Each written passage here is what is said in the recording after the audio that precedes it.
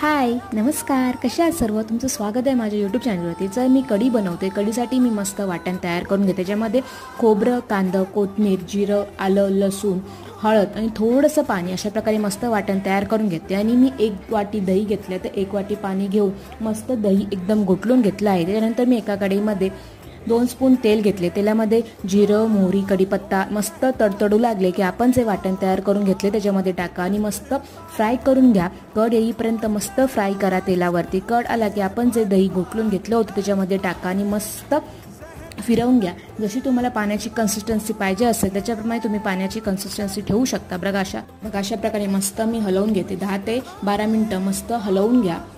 त्याच्यावर झाकण ठेवू नका जेणेकरून कढी फुटून जाईल. बघा अशा प्रकारे मस्त हलवून घ्या आणि 10 ते 12 मिनटं झाले की आपण त्याच्यामध्ये चवीप्रमाणे मीठ टाका आणि गार्निशिंगसाठी कोथिंबीर टाका. बघा अशा प्रकारे कढी रेडी आहे. तुम्ही नक्की करून बघा, थंड असते.